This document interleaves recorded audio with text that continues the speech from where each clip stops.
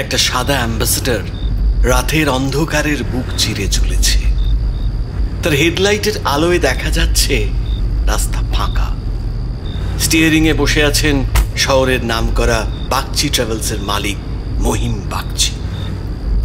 এ কি, স্পিডোমিটারের কাঁটা 80 করে গেল কি করে?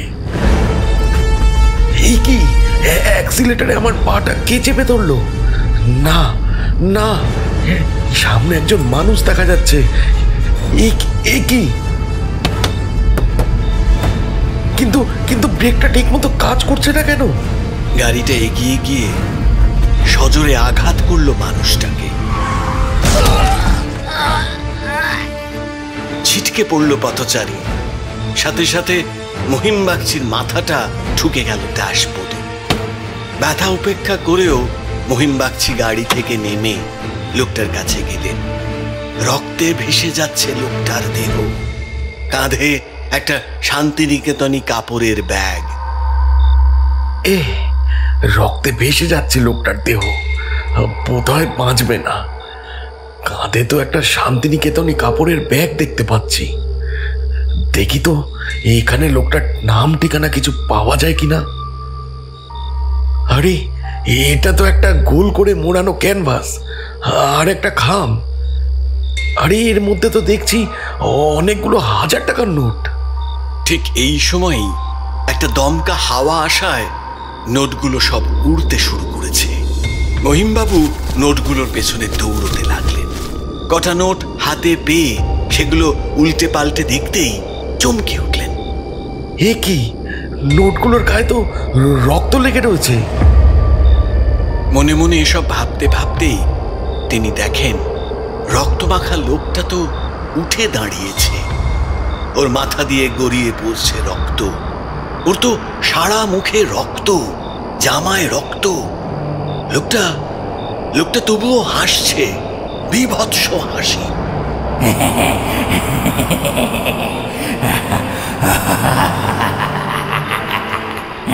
মহিম বাগচি সে অট্টহাস্য সহ্য করতে না পেরে দু হাতে কান চেপে ধরে তিনি চিৎকার করতে গেলেন, কিন্তু পারলেন না। তার গলা দিয়ে স্বর বেরোচ্ছে না। দর দর করে ঘামছেন তিনি। ঘামে শরীর ভিজে যাচ্ছে। ঘাম না রক্ত, নিজের শরীরও রক্তে ভেসে যাচ্ছে। তার মাথা বেয়ে গাল গড়িয়ে রক্ত ছড়িয়ে পড়ছে। হঠাৎ ঘুমটা ভেঙে গেল তার।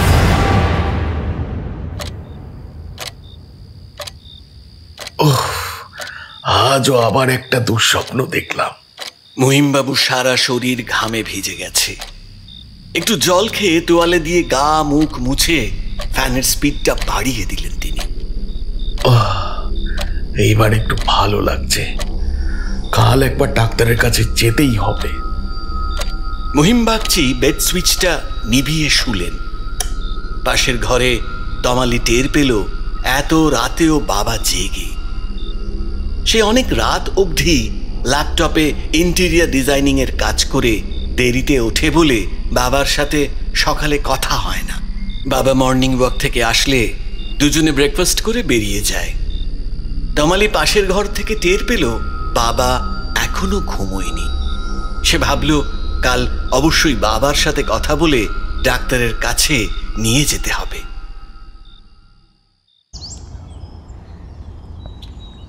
পরদিন সকালে তমালি গ্যারেজে বাবার গাড়িটা দেখে অবাক হলো। বাবার গাড়ি এখনো গ্যারেজে রয়েছে? তার মানে বাবা কি আজ মর্নিং ওয়ার্কে যায়নি? ভালোই হলো, 2 কাপ কফি করে নি। বাবার সাথে ডাক্তারের ব্যাপারে কথা বলতে হবে। কফি খাওয়া হয়ে গেলে তমালি বাবার স্টাডিতে যায়। আসতেই দেখতে পায় তার বাবা বুকশেলফের সামনে দাঁড়িয়ে। দেখতে দেখতে বুকশেলফটাও দেওয়াল থেকে সরে এসেছে। সাথে তার বাবার শরীর অদৃশ্য হলো। তমালি মনে মনে ভাবলেও বাবার দেহটা বুকশেলফের পেছনে ঢুকে গেল কি করে? আরে, বাবা তো মনে হচ্ছে একটা গোপন লকার খুলছে। লকার থেকে বাবা ওটা কি বার করলো? দেখে তো একটা ক্যানভাস মনে হচ্ছে। তমালির ভাবনা সত্যি প্রমাণিত হয়।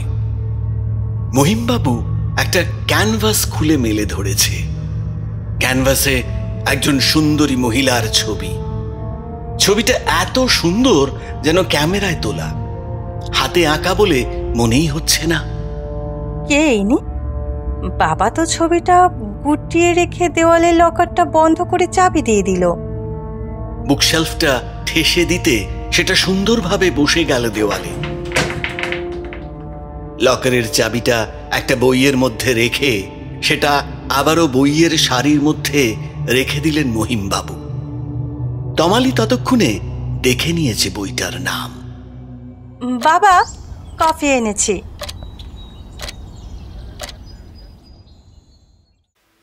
কুয়াশার চাদরে মোড়া শীতের কলকাতায় শহরের ঘুম তখনও পুরোপুরি ভাঙেনি।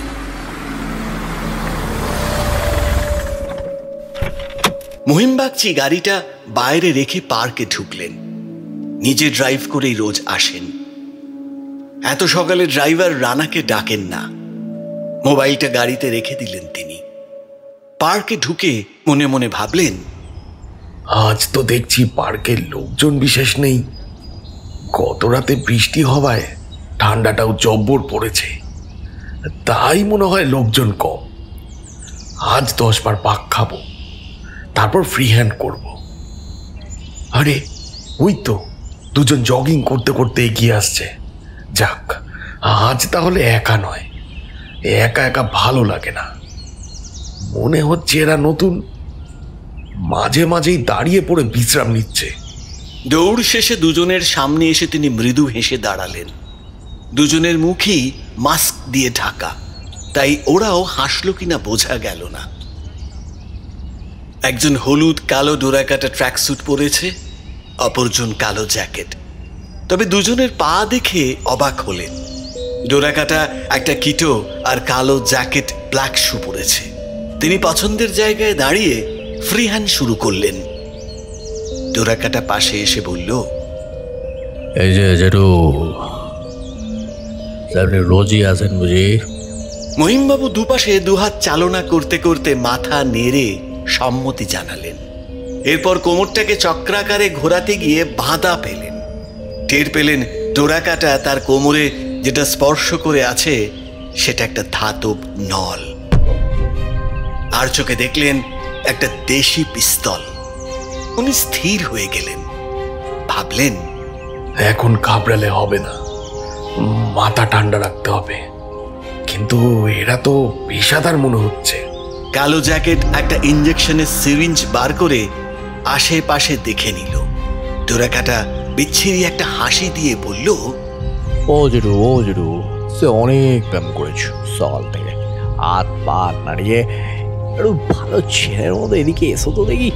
চুপ করে থাকো, হ্যাঁ? একদম লড়বে না, একদম লড়বে না। কালো জ্যাকেট ইঞ্জেকশনের সিরিঞ্জের ছুঁচটা কোমরের কাছে বিঁধিয়ে দিল। মহিমবাবু বাধা দেওয়াটা যুক্তিযুক্ত মনে করলেন না। আশেপাশে কেউ নেই যে ডাকবেন। কালো জ্যাকেট এবার সিরিঞ্জটা পকেটে ঢুকিয়ে তাকে চেপে ধরল। অন্য পাশে ডোরাকাটাও তাকে ধরল। কিছু সময় পরেই তিনি অচেতন হলেন। এবার ওরা দুজন তাকে ধরাধরি করে পার্কের বাইরে দাঁড়ানো একটা অ্যাম্বুলেন্সে তুলল। ডোরাকাটা মহিমবাবুর গাড়ির সামনে কি যেন একটা রেখে দিল। পার্কের বাইরের চায়ের দোকানটা তখন সবে খুলেছে। তার অবাক দৃষ্টির সামনেই অ্যাম্বুলেন্সটা অদৃশ্য হয়ে গেল।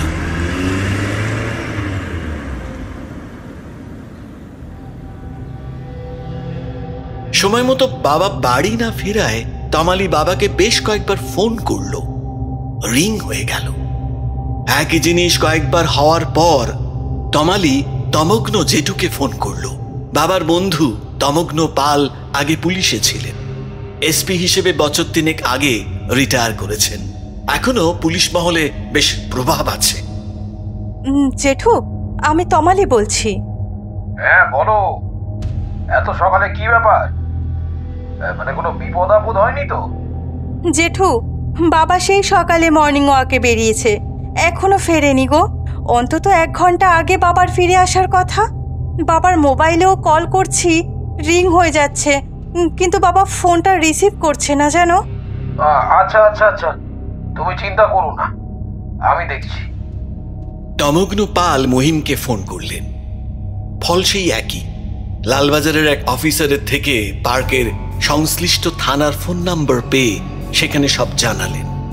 আধ ঘন্টার মধ্যেই থানার এক মহিলা অফিসার তাকে ফোন করে জানালো, স্যার পার্কটার বাইরে ওনার গাড়িটা রাখা আছে, গাড়িতেই ফোনটা বাজছে, তবে গাড়িতে কেউ নেই। উল্টো দিকে চায়ের দোকানের একটা লোক তখন ছিল, তবে সে কিছু বলতে পারেনি। আপনার নাম? স্বাগত চ্যাটার্জি, এসআই। ঠিক আছে ঠিক আছে, আপনি একটু দাঁড়ান, আমি অলরেডি গাড়ি নিয়ে পার্কের উদ্দেশ্যে বেরিয়ে পড়েছি, 5 মিনিটের মধ্যেই আসছি। Yes sir, I am waiting বলে ফোনটা কেটে দিল স্বাগতা। কিছুক্ষণ দাঁড়িয়ে থেকে তন্ময়কে হোয়াটসঅ্যাপ করলো, আজ বিকেলে আয়, অনেকদিন কথা হয়নি। তন্ময় ওর সেই স্কুল জীবনের বন্ধু, সাংবাদিক, নামী পত্রিকায় ক্রাইম রিপোর্টার হিসেবে কাজ করে। তদন্তের কাজে স্বাগতাকে অনেক হেল্পও করে। স্বাগতাও ওকে অনেক পুলিশ কেসের খবর দেয়। দুজনেই অভিন্ন হৃদয় বন্ধু। এক সপ্তাহ দেখা না হলেই ভালো লাগে না। ঠিক সময় তমগ্ন এসে পড়লেন। স্বাগতাও ওকে দেখে এগিয়ে গেল। দু একটা কথা বলে তিনি উল্টো দিকের চায়ের দোকানে গেলেন। তমগ্ন দেখলেন পার্কের ঠিক উল্টো দিকেই সিসি ক্যামেরা আছে। এমন সময় হন্তদন্ত হয়ে ট্যাক্সি থেকে তমালি নামলো। সে এসেই কান্নাকাটি শুরু করাতে তমগ্ন তাকে সামলালেন। বললেন, মহিমের গাড়ির ডুপ্লিকেট চাবিটা এনেছো তো? তুমি গাড়িটা নিয়ে চলে যাও, আর ওর ফোনটা মনে করে অন রাখবে। আমি এখন ওনার সঙ্গে থানায় যাচ্ছি, এখানকার সিসিটিভি ফুটেজ চেক করতে হবে।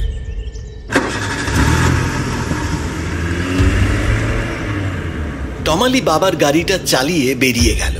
ওরা দুজনে থানার উদ্দেশ্যে রওনা দিলেন। পার্কের বাইরে সিসিটিভি ফুটেজ চেক করে দেখা গেল মহিমবাবুর গাড়িটা ঢোকার একটু আগেই একটা অ্যাম্বুলেন্স এসে দাঁড়িয়েছিল। সেটায় ড্রাইভার বসে থাকলেও দুজন লোক নেমে পার্কে ঢুকে গেল। মুখে মাস্ক ঢাকা, তাই ভালো করে চেনা যাচ্ছে না। মহিমবাবু গাড়ি রেখে পার্কে ঢোকার 20 মিনিট পরে লোক দুটো ধরাধরি করে এনে মহিমবাবুকে অ্যাম্বুলেন্সে তুলল। ড্রাইভারও নেমে এসে তাদের সাহায্য করল। স্যার, আমি অ্যাম্বুলেন্সের ছবিটা জুম করে নাম্বার প্লেটটা নোট করেছি। আরটিওতে ফোন করে মালিকের নাম ঠিকানাও বার করার জন্য বলে দিয়েছি। কেসটা যে হাই প্রোফাইল কেস হতে যাচ্ছে সেটা বেশ বুঝতে পারছিল সে। তাছাড়া প্রাক্তন এসপি নিজে এই কেসে জুড়ে আছেন, তাই খুব তৎপর হয়ে উঠল সে। একটু বাদেই গাড়ির মালিকের ঠিকানা, ফোন নাম্বার পেয়ে মালিককে ফোন করে বলল, শুনুন, আজ সকালে যে ড্রাইভার আপনার অ্যাম্বুলেন্সটা চালিয়েছিল তাকে অবিলম্বে থানায় আসতে বলে দিন। দেরি করলে পুলিশ গিয়ে ওকে তুলে আনবে, সেক্ষেত্রে ওরই অসুবিধা হবে। আর ওকে বলে দেবেন ও যেন আমাদের সঙ্গে সহযোগিতা করে। কড়া অফিসার হিসেবে এমনিতেই তার পরিচিতি আছে। ড্রাইভারটা থানায় এসে প্রথমে মুখ খুলতে চায়নি। স্বাগতা বলল, শোনো, তুমি যে কেসে ফেঁসেছ তাতে 10 থেকে 15 বছর জেল নিশ্চিত। একজন প্রভাবশালী লোককে কিডন্যাপে তুমি যুক্ত। বিশ্বাস করুন ম্যাডাম, আমি কিছু জানি না। আমি জানি উনি পেশেন্ট, বাড়িতে আমার বউ বাচ্চা আছে। আমায় ছেড়ে দিন ম্যাডাম, আমি কিচ্ছু করিনি। শুধু একটু জল পাওয়া যাবে? শোনো, তুমি যদি সব কথা আমাদের খুলে বলো তবে তোমার শাস্তি যাতে কম হয় সেটা আমরা দেখব। তোমার কোনো ভয় নেই, আমরা তোমার নিরাপত্তার ব্যবস্থা করব। আমায় বলেছিল একজন পেশেন্টকে মেন্টাল হসপিটালে নিয়ে যেতে হবে। উনি এই পার্কে রোজ আসেন, তাই এখান থেকে ওনাকে নিয়ে যাওয়ার জন্য অপেক্ষা করছিলাম। ওই পেশেন্ট পার্টির দুজন আমাকে আজ ভোরবেলায় নিয়ে পার্কে আসে। তোমায় বললো আর তুমি রাজি হয়ে গেলে? একবার মনে হলো না এটা কিডন্যাপ কেস হতে পারে? আসলে ওরা আমাকে অনেক টাকা দিয়েছিল, তাই। কত টাকা? 10,000। এই টাকার জন্য তুমি রাজি হয়ে গেলে?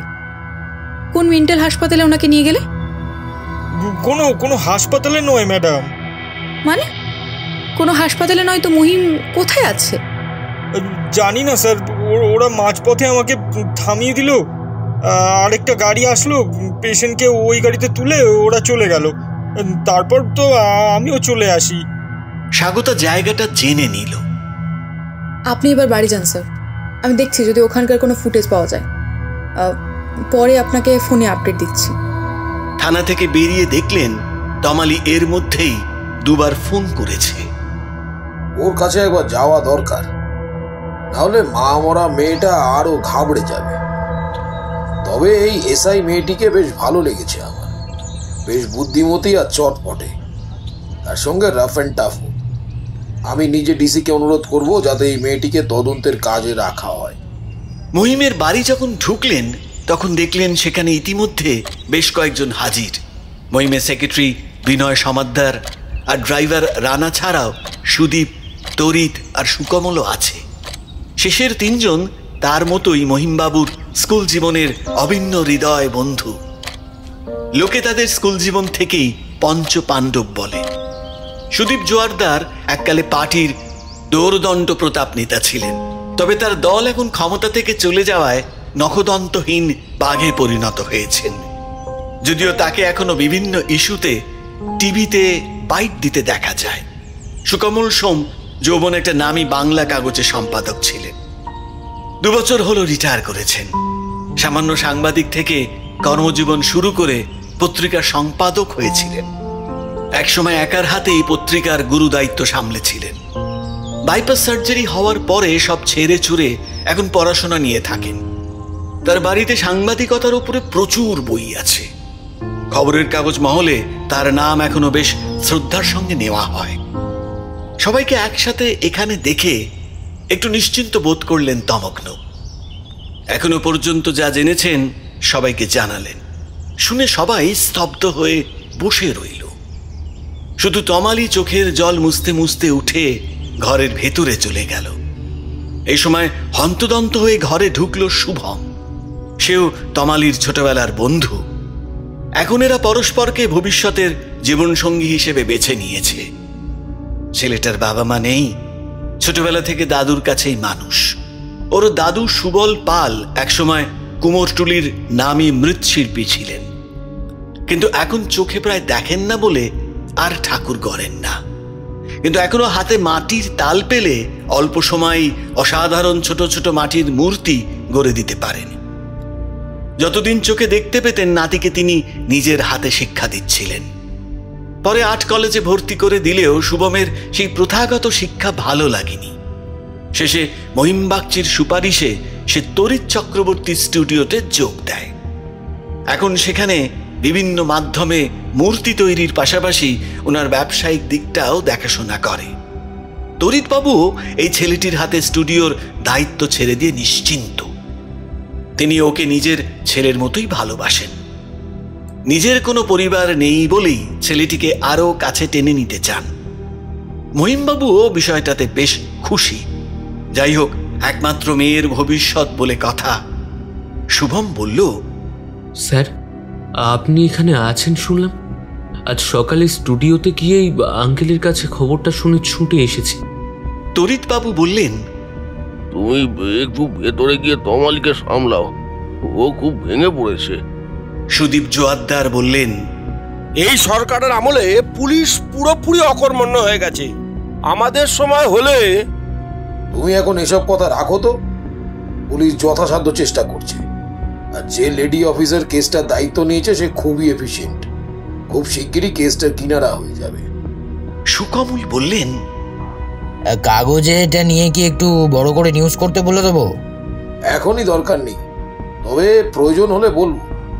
এখনই জানাজানি হলে মিডিয়া একবারে চালিয়ে মারবে। সেক্রেটারি বিনয় সমাদ্দার বললেন, আমি রানাকে নিয়ে সাহেবের অফিসে যাচ্ছি। সন্ধ্যাবেলা সাহেবের একটা মিটিং ছিল, সেটা ক্যান্সেল করে দিই। সে যান, তবে মহিমের কথাটা এখন 5 কান করা দরকার নেই। তমালিকে নিয়ে শুভম বেরিয়ে এলো। তমগ্ন বললেন, শোনো মা, আমরা সর্বতোভাবে তো চেষ্টা করছি মহিমকে ফিরিয়ে আনার জন্য। তবে তোমায় শক্ত হতে হবে, ভেঙে পড়লে চলবে না। কোনো দরকার হলেই আমাদের ফোন করবে, কেমন? আর ওর ফোনটা সব সময় তোমাদের কাছে রাখবে। মনে হচ্ছে পয়সার জন্যই এই কিডন্যাপটা হয়েছে। মুক্তিপণের জন্য একটু ফোনও আসতে পারে, কিন্তু তোমার আর মহিমের ফোনটা সার্ভেইলেন্সে আছে। ফোন আসলেই ওদের টাওয়ার লোকেশন বার করে ফেল। বিনয় বাবু বললেন, দেখুন তো স্যার, এটা কি? রানা জিনিসটা টেবিলে রাখলো। জিনিসটা পাতলা টিনের তৈরি, তীরের ফলার মতো দেখতে। সুদীপ বাবু বললেন, কোথায় পেলে এটা? গাড়িটা মুছতে গিয়ে পেলাম। উইন্ডস্ক্রিনের সামনে ওয়াইপারের সঙ্গে আটকানো ছিল। তমালি, তুমি তো গাড়ি চালিয়ে নিয়ে এলে, তখন এটা দেখোনি? না কাকু, আমার তখন মাথা ঠিক ছিল না। ওটা তখন থাকলেও আমার খেয়াল ছিল না। হয়তো ওটা আগেই ছিল। এর অর্থ কি হতে পারে? জিনিসটা আমায় দাও, আমাকে এটা পুলিশকে জানাতে হবে। বলে জিনিসটা একবার ঘুরিয়ে ফিরিয়ে দেখে সাবধানে রুমাল দিয়ে মুড়ে জ্যাকেটের পকেটে পুরলেন। মহিম বাগচির চেতনা যখন ফিরল, তখন তিনি নিজেকে আবিষ্কার করলেন অচেনা জায়গায়। আমি কোথায়? এটা আমার অচেনা একটা ঘর, তাতে একটা বিছানা, কোনো তো জানালা নেই, কিন্তু ওই তো মনে হচ্ছে বাথরুম। একটা কোমোড আর এক পাশে বেসিনও আছে দেখছি। তার পাশেই দেখছি একটা বাক্স দেওয়ালে আটকানো, বাক্সর সামনে আয়না লাগানো। বাক্সটাতে তো দেখছি সাবান, শ্যাম্পু, তেল সবই রাখা। হ্যাঙ্গারে আবার সাদা ধবধবে তোয়ালে। খুব অবসন্ন লাগছে। সকাল 10টা বেজে গেছে। স্নান করে বেশ ঝরঝরে লাগছিল। বিছানায় বসলেন, তখনই দেওয়াল আলমারি থেকে কলিং বেলের আওয়াজ হতে লাগলো। আরে, একটা লাল আলো দেখছি যে। আলমারিটা একবার খুলে দেখি। তাকে কিছু জিনিস আছে দেখছি। ওপরের দিকে আবার নতুন পাঞ্জাবি পায়জামা, দ্বিতীয়টায় একটা প্লেট, দুটো টোস্ট, 4টে ডিমের সাদা অংশ আর সিঙ্গাপুরি কলা। পাশেই তো ফ্লাক্স আর কাপ, ব্ল্যাক কফি। একটা ইংরেজি সংবাদপত্র আছে দেখছি। এটা আবার কি? আরে, এটা তো একটা সাদা খাম দেখছি। এর ভেতরে তো দেখছি সকালে যে প্রেশারের ওষুধটা খাই তার পাতা। এটা কি? কম্পিউটারে টাইপ করে লেখা। খাওয়া হয়ে গেলে সবকিছু দেওয়াল আলমারিতে রেখে দেবেন। ঠিক আছে, এরা বরঞ্চ যা যা বলছে তাই করি। সেদিন দুপুরেই ড্রাইভারটার কথা মতো যে জায়গাটাতে মহিম বাগচিকে অ্যাম্বুলেন্স থেকে গাড়িতে তোলা হয়েছিল, সেখানে স্বাগতা বাইক নিয়ে উপস্থিত হলো।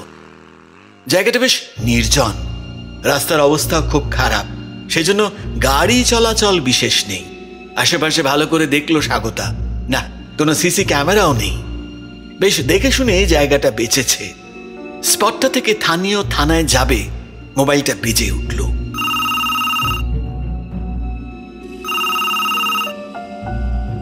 থানার অফিসার ইনচার্জ অমরেন্দ্র লাহিড়ির ফোন। কোথায় আছো তুমি? থানায় দেখতে পেলাম না তো। স্যার, আমি একটা কেসের তদন্তে বাইরে আছি।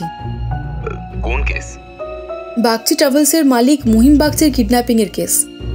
সেই কেসের ব্যাপারেই তোমার লালবাজারে তলব পড়েছে। স্বয়ং ডিসি দিদি তোমার সাথে এই ব্যাপারে কথা বলতে চান। স্যার, আমি না, ঘাবড়াবার কিছু নেই।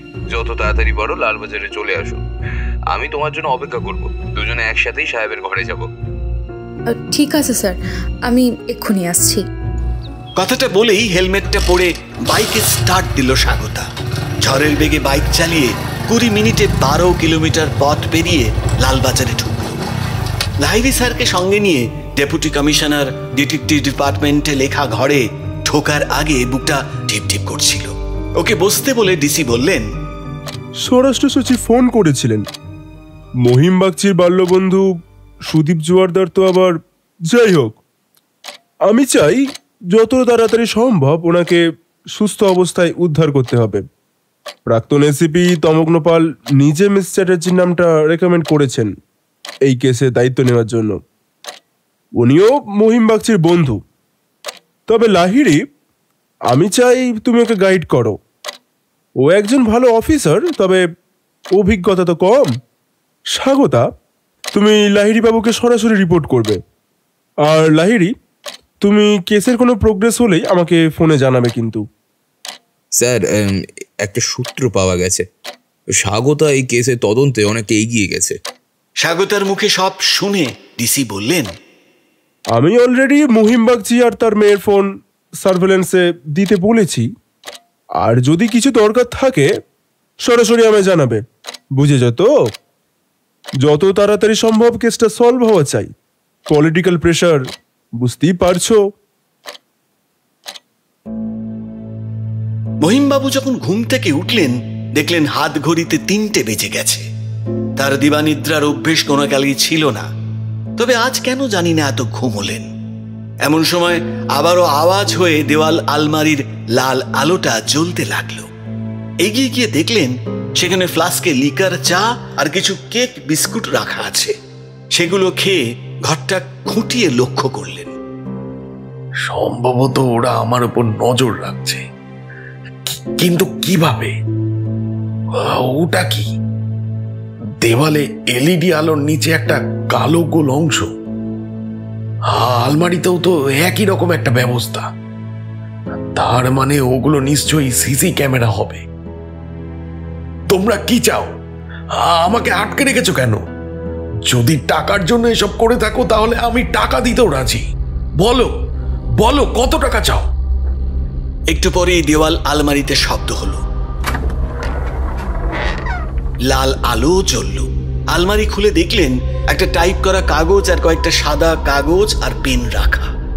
কাগজে লেখা, আপনি এখন কদিন আমাদের অতিথি। আপনি ভদ্রভাবে থাকলে কথা দিচ্ছি আপনার কোনো ক্ষতি হবে না।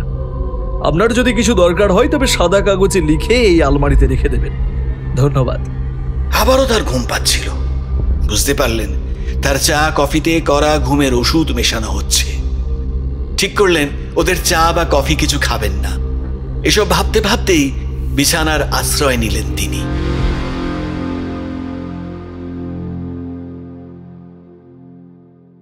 বিকেলে থানা থেকে বেরিয়েই তন্ময়কে ফোন করলো স্বাগতা। তাহলে তোর সময় হলো?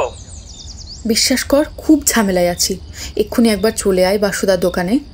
বাসুদার দোকানে তাহলে গরম গরম কচুরি আর পান্তুয়া খাওয়াতে হবে। খাওয়াচ্ছিস তো? হাই ব্যাটা পেটুক বলে ফোনটা কেটে দিল স্বাগতা। খেতে খেতে দুজনের কথা হচ্ছিল। স্বাগতা তন্ময়কে সকাল থেকে যা যা হয়েছে সব বলল। এই মহিম বাগচির সম্পর্কে আমার সমস্ত ইনফরমেশন চাই। কেন, তোর নিজস্ব ইনফরমারদের কি হলো? সে তো আছেই, তবে আমার এই কেসের চাপ আছে, তাই তোর হেল্প চাইছি। সে হবে, কিন্তু তার আগে দুটো করে পান্তুয়া বল। তমালি আর শুভম বসে কথা বলছিল। এমন সময় বিনয়বাবু এসে দাঁড়ালেন। কিছু একটা বলবেন বলে তিনি ইতস্তত করছিলেন, কিন্তু বলতে পারছিলেন না। সেটা বুঝতে পেরে শুভম বলল, কিছু বলবেন? না, মানে তমালির সাথে দরকার ছিল। বলো না মামু, কি বলবে? আজ কিছু পেমেন্ট করার ছিল, তাই বলছিলাম। আসলে স্যারের অ্যাক্সিডেন্টটা তো এখন। ঠিক আছে মামু, আমি চেক লিখে দিচ্ছি। কত?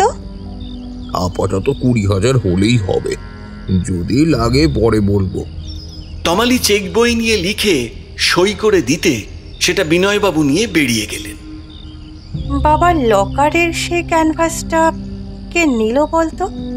কে কে ওই ছবিটার কথা জানতো? আমি, তুই আর মামু। মামু পুরনো লোক বলে দেখিয়েছিলাম, যদি উনি কিছু বলতে পারেন। ছবিটা দেখে উনি কি বললেন? কিছু বললেন না। আচ্ছা, আমি এবার উঠি। স্যারের ওখানে হয়ে বাড়ি যাব। বেশি রাত হলে আবার দাদু অস্থির হয়ে উঠবে। দাদুকে বলিস আমি কাল যেতে পারি, তবে দাদুকে বাবার কথাটা এখন বলার দরকার নেই। উনি অল্পেতেই খুব টেনশন করেন। রাতের বেলা মহিমবাবুর মনে হলো কারা যেন তাকে ঠেলছে। আদো জাগরণের মধ্যে তিনি দেখলেন বিছানার পাশে দুজন লোক দাঁড়িয়ে। ঘুমিয়ে থাকার টের পাননি। তার ঘরের দেওয়াল আলমারির পেছনের দেওয়ালটা সরে গিয়ে সেখান থেকে দুটো লোক ঘরে প্রবেশ করেছে। একজন হলুদ কালো ডোরাকাটা ট্র্যাকস্যুট আর আরেকজন কালো জ্যাকেট পরে। দুজনেরই মুখ মাস্কে ঢাকা। ডোরাকাটা তাকে তুলে বসিয়ে দিল। কালো জ্যাকেট তার সামনে একটা ক্যানভাসে আঁকা ছবি তুলে বলল, ভালো করে দেখুন, এনাকে চিনতে পারেন? চিনতে পারছেন এনাকে? মনে করার চেষ্টা করুন। মনে করুন আপনি এখন ওনার সামনে দাঁড়িয়ে। মনে করুন ওনাকে, ভালো করে তাকিয়ে থাকুন ওনার দিকে। ডোরাকাটা এর মধ্যে মোবাইল বার করে ভিডিও রেকর্ডিং শুরু করে দিয়েছে। শ্রাবণী, হ্যাঁ এটা তো শ্রাবণী। কে শ্রাবণী? বলুন কে শ্রাবণী? শ্রাবণী পরাশর পালের স্ত্রী। কে পরাশর? পরাশর ছবি আঁকত, তড়িতের ছাত্র ছিল। ছবি ছবি তো তড়িৎ ওর ছবি নিয়েছিল, নিজের নামে চালিয়েছিল। সুদীপ মুখ বন্ধ করে দিয়েছিল। তমগ্ন পুলিশকে চাপা দিয়েছিল আর অ্যাক্সিডেন্ট হয়েছিল। উফ উফ কি রক্ত, বিভৎস! না না বলে চিৎকার করে উঠলেন মহিম বাগচি। বিছানায় লুটিয়ে পড়লেন তিনি। ডোরাকাটা রেকর্ডিং বন্ধ করে বলল, গুরু এ অব্দি থাক, যেন সারা লুটকে গেছে, পুরো হিরো হয়ে গেছে। সে আবার বেশি কিছু হয়ে গেলে মুশকিল। কালো জ্যাকেট কড়া চোখে ওর দিকে তাকালো। তারপর দুজনে যে পথ দিয়ে এসেছিল সেই পথে বেরিয়ে গেল।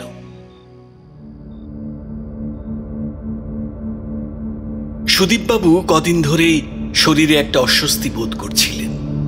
বুকের মধ্যে একটা চিনচিন ভাব, মাঝে মাঝে ব্যথা হয়। ওনার একটা বাজে স্বভাব, কিছুতেই ডাক্তার দেখাতে চান না। তারার ওষুধের দোকান থেকে ওষুধ কিনে খান। এই নিয়ে ওনার স্ত্রীর রাগারাগি করেন, উনি তাও পাত্তা দেন না। ওনার বদ্ধমূল ধারণা ডাক্তাররা সব রক্ত চোষা। কমিশনের লোভে ফালতু টেস্ট করিয়ে পয়সা লোটে। লোকে আড়ালে তাকে কিপটে বলে, তাও তিনি জানেন। বলুক, তার কিছু যায় আসে না। ব্যাঙ্গালোর থেকে প্রতি মাসে ছেলে ভালো টাকা পাঠায়, তাও তিনি চিকিৎসার ব্যাপারে অনড়। আজ সকালে তিনি ভাবছিলেন ওষুধের দোকানে যাবেন, এমন সময় কলিং বেল বাজল। স্ত্রী রান্নাঘরে, তার বাড়িতে কোনোদিনই কাজের লোক ছিল না, তাই নিজেই দরজা খুললেন। দেখলেন একজন যুবক দরজায় দাঁড়িয়ে, পরনে কালো জ্যাকেট। নমস্কার, আমি গুরুদেব আয়ুর্বেদা থেকে আসছি।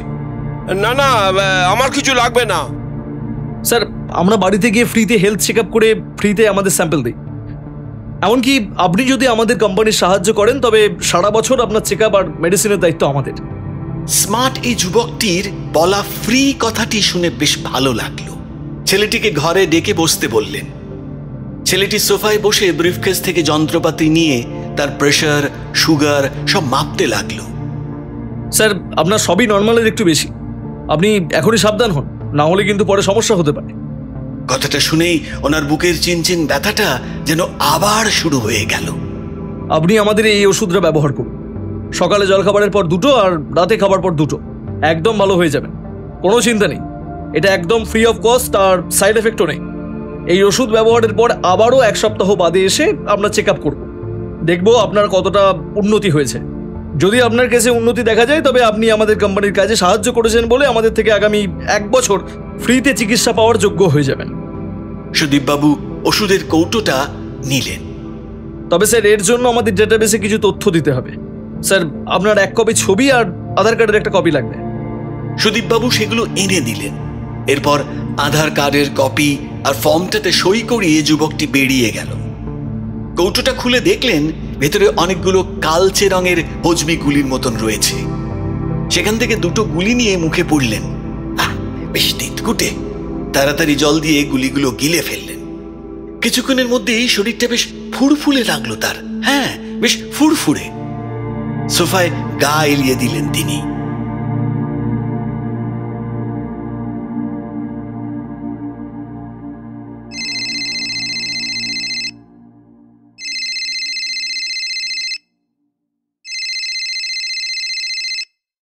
ঠিক রাত 10টায় বাবার ফোনটা বেজে উঠতেই ফোনটা ধরল তমালি। আননোন নাম্বার দেখেই বুকটা কেঁপে উঠল ওর। তোমার বাবা এখন কদিন আমাদের অতিথি, চিন্তা করার কিছু নেই। কাজ মিটলেই ওনাকে ছেড়ে দেওয়া হবে। বাবা, বাবা কেমন আছে? আমি বাবার সাথে কথা বলতে চাই। তোমার বাবা ভালো আছে, চিন্তা করো না। Hello hello, The number you have dialed is currently switch off. ফোনটা বিছানায় ছুঁড়ে ফেলে দিল।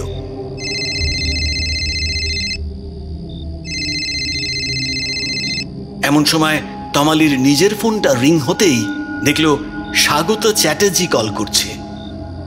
শোনো, আমরা দেখেছি একটু আগেই তোমার বাবার ফোনে কল এসেছিল। আমরা নাম্বারটা ট্রেস করছি, তুমি চিন্তা করো না। কথা শুনে যা বুঝলাম তোমার বাবা ঠিক আছেন। মনে হয় না ওরা তোমার বাবার কোনো ক্ষতি করবে।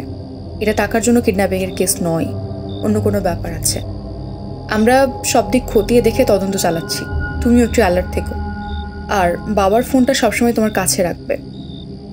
তমালি শুভমকে ফোন করলো।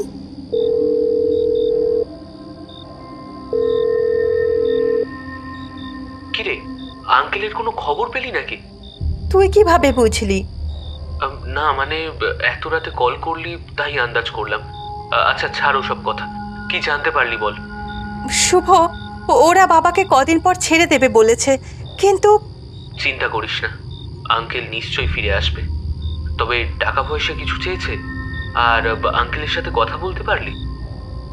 না না, আমার খুব ভয় করছে রে শুভ, তুই একটা কিছু কর প্লিজ। আমি আবার আলাদা করে কি করব? পুলিশ তো হ্যান্ডেল করছে। তুই কোনো চিন্তা করিস না, সব ঠিক হয়ে যাবে। তুই এক কাজ কর, বরং কাল এখানে চলে আয়। দাদু তোর কথা রোজ জিজ্ঞেস করছে, ওর সাথে একটু গল্প কর, দেখবি মনটা ভালো হয়ে যাবে। কেন, কাল তুই থাকবি না? না রে, আমার হবে না। আমি ভোরবেলায় বেরিয়ে যাব, ফিরতে রাতও হবে, স্যারের সাথে কাজও আছে কিছু। ও, তাহলে রাখছি, তুই তোর কাজ নিয়েই থাক।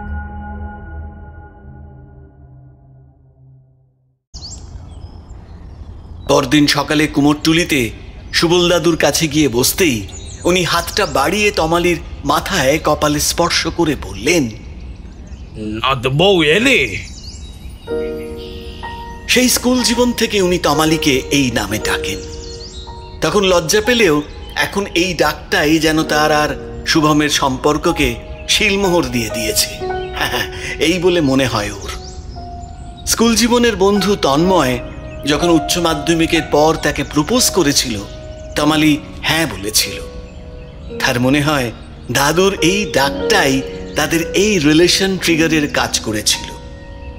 মাও বেঁচে থাকতে শুভমকে খুব ভালোবাসতেন, ওকে খুব যত্ন করে খাওয়াতেন। তমালির খুব হিংসে হতো, তবে মা বাপ মরা শুভমের প্রতি তমালিরও খুব কষ্ট হতো। এভাবেই বন্ধুত্ব গাঢ় হলো। শেষে একটা সম্পর্কেও জড়িয়ে পড়েছে তারা। তবে ওর এই বিপদে শুভম যেন কেমন দূরে দূরে আছে। দাদু এক বাটি পায়েস আর একটা ছোট্ট মাটির জিনিস নিয়ে এসেছে। জিনিসটা থেকে অবাক হলো তমালি। মাটি দিয়ে অবিকল শুভমের মুখ বানিয়েছে দাদু, সাইজে ছোট এই যা। পায়েসটা মুখে দিয়ে তমালি বলল, এটা কিন্তু আমি নিয়ে যাব দাদু। তোর জন্যই বানিয়েছি নাদবো, এবার এটা গলায় ঝুলিয়ে মালা করে পরিস। ঠিক এরকম আমার একটা মুখ বানিয়ে দিও, আমি পাশাপাশি দুটো রেখে দেব।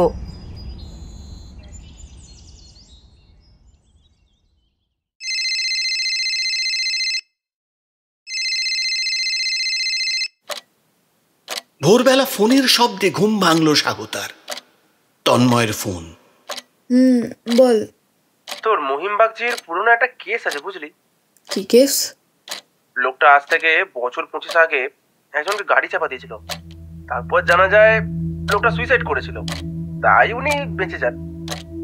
কি নাম লোকটার? পরাশর পাল। শিল্পী, ছবি আঁকতো। সেই সময় ওনাকে নিয়ে অনেক বিতর্ক হয়েছিল।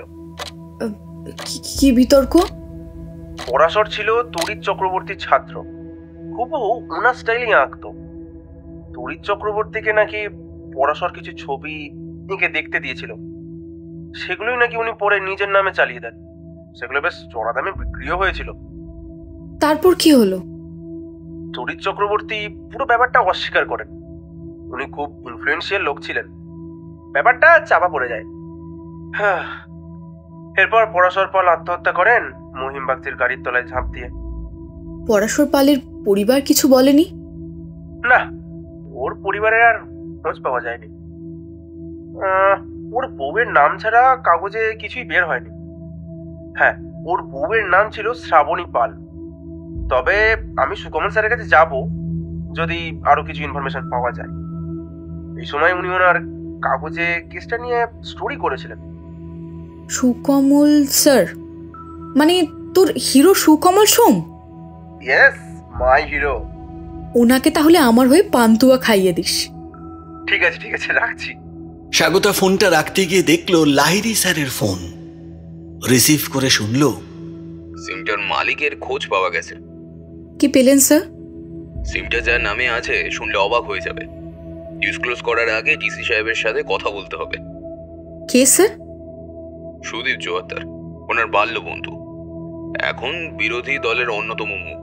কেসটা খুব সেন্সিটিভ হয়ে গেছে, আমাদের খুব সাবধানে এগোতে হবে। তুমি আজ থানায় একটু তাড়াতাড়ি চলে এসো, ততক্ষণে আমি দেখছি কি করা যায়।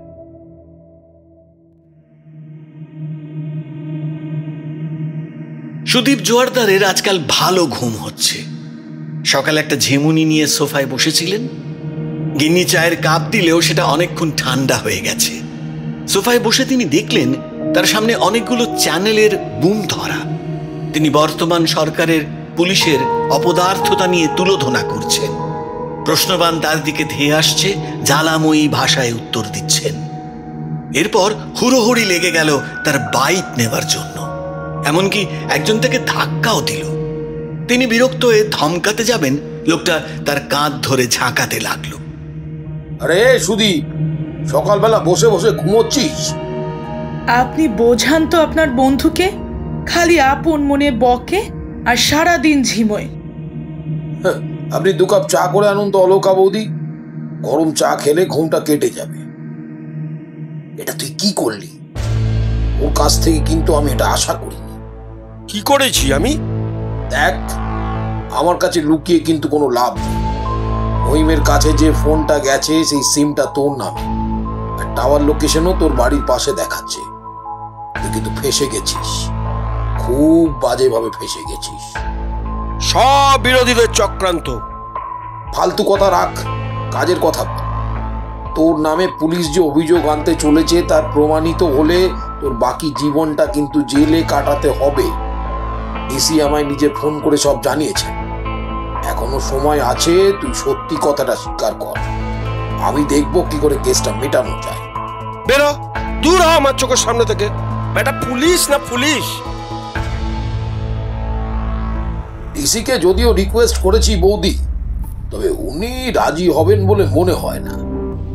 পুলিশ খুব শিগগিরই আপনাদের বাড়িতে হানা দেবে বলে মনে হয়।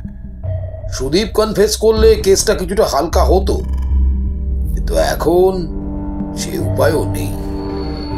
ওর মাথাটাও গেছে মনে হচ্ছে, কেমন যেন আচরণ করছিল সুদীপটা। কিন্তু তাই যদি হবে, তাহলে সুদীপ কি করে এত প্ল্যান করে মহিমকে কিডন্যাপ করলো?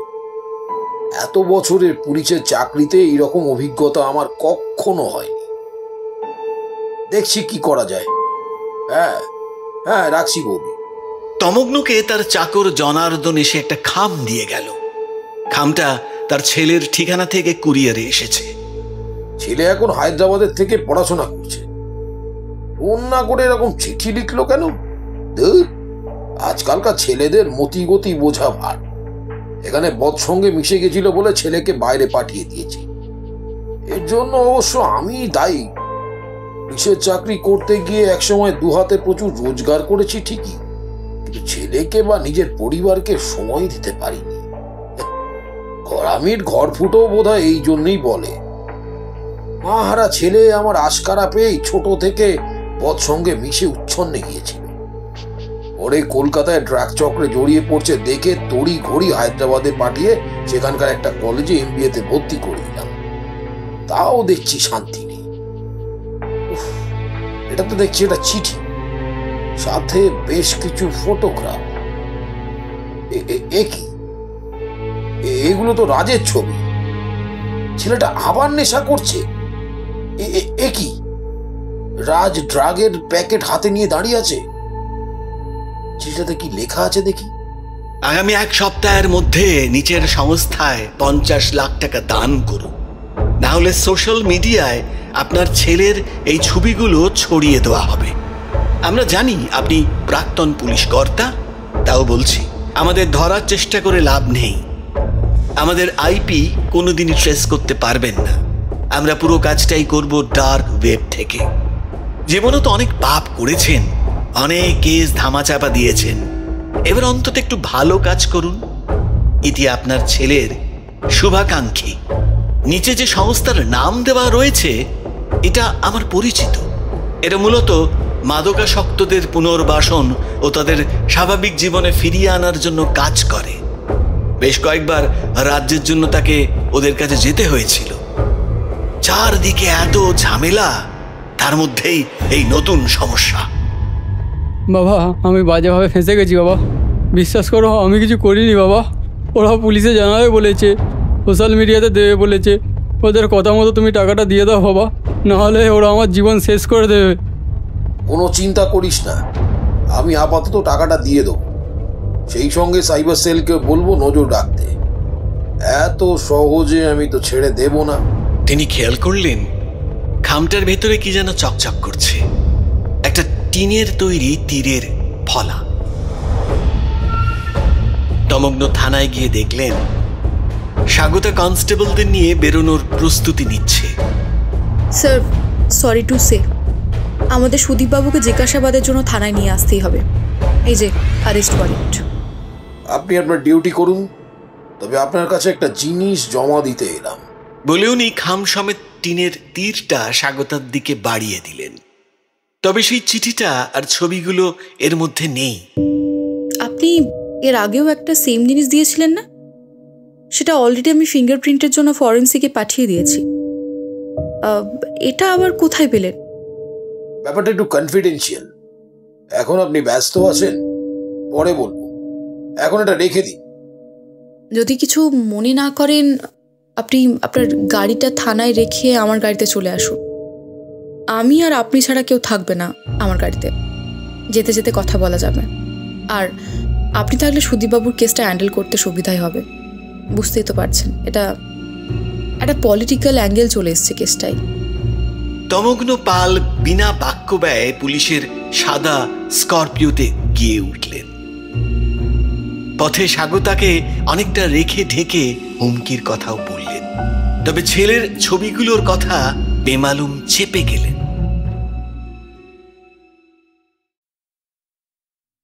বন্ধুগণ, আজ আমরা এই ব্রিগেড প্যারেড গ্রাউন্ডে সমবেত হয়েছি শত্রুকে বুঝিয়ে দেওয়ার জন্য যে আমরা ভয় পাই না। ওর এই অবস্থা কবে থেকে? কদিন ধরেই উল্টো পাল্টা কথা বলছিল, কিন্তু আজ সকাল থেকে পুরোপুরি কন্ট্রোলের বাইরে চলে গেছে। এরকম কেন হলো বলে মনে হয় আপনার? উনি কি নেশা টেশা করেন? না, তবে কদিন ধরে একটা ওষুধ ব্যবহার শুরু করার পরেই ওনার এরকম শরীর খারাপ শুরু হয়েছে। কি ওষুধ সেটা? অলকা দেবী একটা সাদা প্লাস্টিকের কৌটো এনে দিলেন। স্বাগতা দেখল সাধারণত যে ধরনের কৌটোতে আয়ুর্বেদ ওষুধ বিক্রি হয় সেরকম কৌটো, তবে কোম্পানির নামটা অপরিচিত লাগলো। এবার অলকা দেবী সেদিনের স্যাম্পল ওষুধ দেওয়ার ঘটনাটা বললেন। আপনারা একজন অপরিচিত ব্যক্তিকে একটা ফর্মে সই করে আধার কার্ডের কপি দিয়ে দিলেন। আপনারা শিক্ষিত মানুষ এই ভুলটা করলেন কি করে? ঠিক আছে, আমরা আপাতত সুদীপবাবুকে অ্যারেস্ট করছি না। সম্ভবত ওনার আইডি ব্যবহার করে সিম তুলে কল করা হয়েছে। আমরা এই ওষুধের কৌটোটা নিয়ে যাচ্ছি ল্যাবে পাঠাবো বলে। আর ওনাকে একজন ভালো ডাক্তার দেখানোর ব্যবস্থা করুন। না না না, আমার ওষুধটা নিও না, আমার ওষুধটা নিও না। একদম চুপ করে বসে থাক। ছেলেটা ওই দিন চলে যাবার পর ও যেখানে বসেছিল তার নিচে কুড়িয়ে পাই টিনের তৈরি একটা তীরের ফলাটা প্রমাণ সংগ্রহ করার পলিপ্যাকে ঢুকিয়ে সিল করে নেওয়া হলো। এরপর তমগ্নবাবু সহ পুলিশের পুরো দলটা বেরিয়ে গেল। তমগ্নবাবু বাড়ি ফিরে দেখলেন জনার্দন সুটকেস গুছিয়ে রেডি। ওর গ্রাম থেকে খবর এসেছে ওর মায়ের খুব শরীর খারাপ, শেষ সময় উপস্থিত। তমগ্নবাবুর কিছু ভালো লাগছিল না। টিভি চালিয়ে দেখলেন মহিমের কিডন্যাপ কেসটা নিয়ে চ্যানেলগুলো সরগরম। টিভি দেখতে দেখতে প্রায় ঘুমিয়ে পড়েছেন। কলিং বেলের আওয়াজ হলো। দেখলেন একজন ফুড ডেলিভারি বয় দরজায় দাঁড়িয়ে। তার ছেলে কলকাতায় থাকতে মাঝে মাঝেই খাবার অর্ডার করত। তাকেও যাওয়ার আগে শিখিয়ে দিয়ে গেছে, কিন্তু তিনি তো আজ অর্ডার করেননি। প্রথমে অবাক হলেও পরে বুঝতে পারলেন ছেলে অর্ডার করেছে, দামও চোখানো আছে। প্যাকেটটা নিলেন। আরো কিছুক্ষণ টিভি দেখার পর মনে হলো খিদে পাচ্ছে। খেয়াল হলো গত 6-7 ঘন্টা খাননি। প্যাকেটটা খুললেন। চিলি চিকেন আর ফ্রাইড রাইস, তার সবচেয়ে প্রিয় খাবার। খেয়ে উঠে ছেলেকে একবার ফোন করবেন ভাবলেন।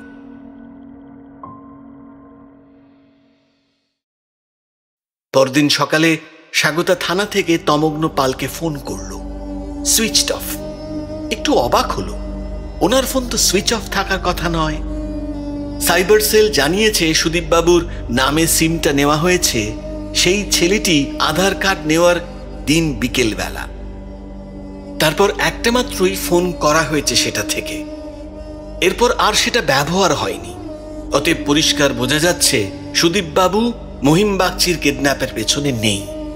কেউ বা কারা ওনাকে এই কেসে ফাঁসাতে চাইছে। ডিসির সাথে কথা বলে এই কিডন্যাপিং এর কেসে সন্দেহর তালিকা থেকে সুদীপবাবুকে বাইরে রাখা হচ্ছে। এই খবরটা দেওয়ার জন্যই ওনাকে ফোন করেছিল সে। ফোনে না পেয়ে ঠিকানাটা থানা থেকে নিয়ে বাইকটা নিয়ে বেরিয়ে পড়ল।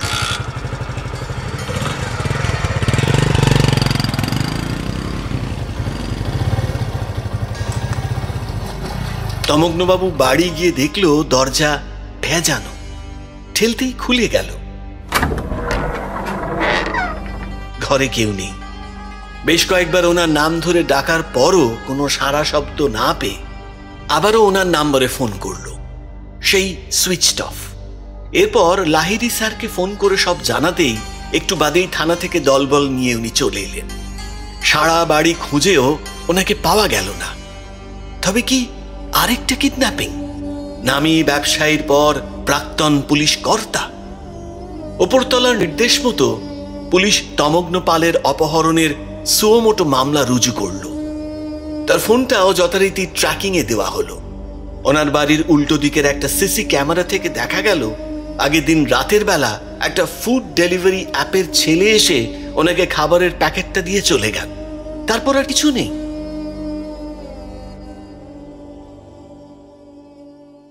রাতের বেলা 1টা নাগাদ আবার দুজনকে দেখা গেল। একজনের গায়ে কালো জ্যাকেট, আরেকজন হলুদ ডোরাকাটা ট্র্যাকস্যুট পরে আছে। দুজনের মুখই মাস্কে ঢাকা। স্বাগতার মনে মহিমবাবুর সময়ও এদের দুজনকে দেখা গেছিল। ওরা কিছুক্ষণ দরজার সামনে দাঁড়িয়ে কিছু একটা করছিল। সম্ভবত নকল চাবি দিয়ে দরজা খুলতে চাইছিল। এরপর ওরা ঘরের ভেতরে ঢুকলো। কিছুক্ষণ পর পাঁজাকলা করে তমগ্ন পালের অচেতন দেহটা নিয়ে বাইরে বেরিয়ে একটা লাল মারুতি ভ্যানের মধ্যে তাকে তুলল। তবে অন্ধকার থাকায় গাড়িটার নম্বর বোঝা গেল না। আশেপাশে সেরকম সিসি ক্যামেরা না থাকায় আর গাড়িটার ট্রেস পাওয়া গেল না। স্বাগতার মাথা গরম হয়ে যাচ্ছিল এদের সাহস দেখে। এমন সময় ফোনটা বেজেও।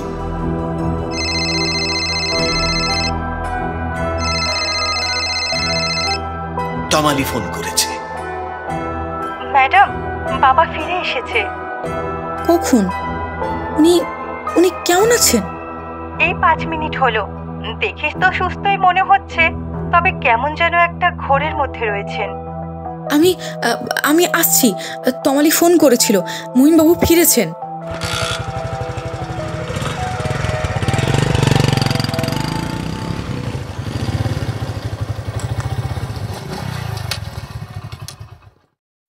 আসুন। উনি কোথায়? বাবা এখন ঘুমোচ্ছেন। বাবা বললেন বাবাকে একটা ঘরে আটকে রাখা হয়েছিল, নিয়মিত খাবারের সাথে ঘুমের ওষুধ দেওয়া হতো, তবে ওনার সাথে কেউ খারাপ ব্যবহার করেনি। আজকে ভোরের দিকে কুমারটুলির কাছে একটা নির্জন পার্কে ওনাকে ওরা নামিয়ে রেখে যায়। সে সময় পার্কে একজন ওনাকে চিনতে পেরে শুভমকে ফোন করে। ওনার খবরটা টিভিতে দেখাচ্ছিল বলে ওই ভদ্রলোকের চিনতে কোনো অসুবিধে হয়নি। শুভমও দ্রুত ওনাকে নিয়ে ট্যাক্সি করে চলে এসেছে। ঠিক আছে, এখন ওনাকে রেস্ট নিতে দিন। উনি কথা বলার মতো অবস্থায় আসলে আমায় ফোন করবেন। আর শুভমবাবু, আপনাকে একবার থানায় আসতে হবে বয়ান রেকর্ড করার জন্য। শুভম মাথা নাড়ল।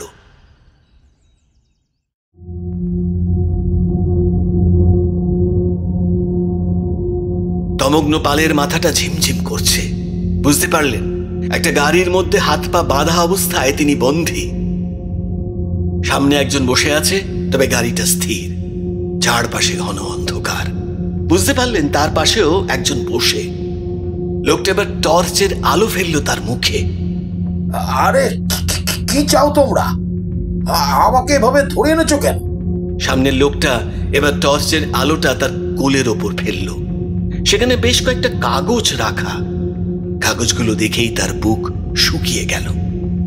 পুলিশের চাকরি জীবনে তিনি ঘুর পথে যে টাকাগুলো রোজগার করেছেন, এগুলো তারই হিসেব।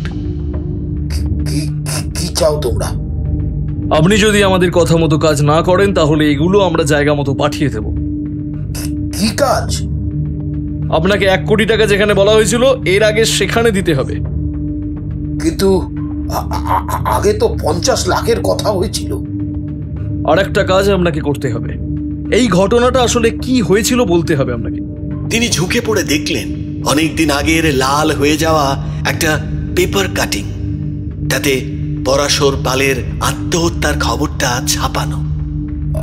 আমি এ সম্বন্ধে কিছু বলতে পারবো না। 1,50,00,000। যত দেরি করবেন তত যাবে আপনার। ঠিক আছে বলছি, কিন্তু কথা দিতে হবে আমার পরিবারের কোনো ক্ষতি তোমরা করবে না। কথা দিলাম, এবার মুখ খুলুন। পরাশর পালের মৃত্যুটা একটা সুইসাইড ঠিকই, তবে তার সুইসাইড নোটটা পাল্টে দেওয়া হয়েছিল। সে নিজের মৃত্যুর জন্য তড়িৎকে দায়ী করেছিল।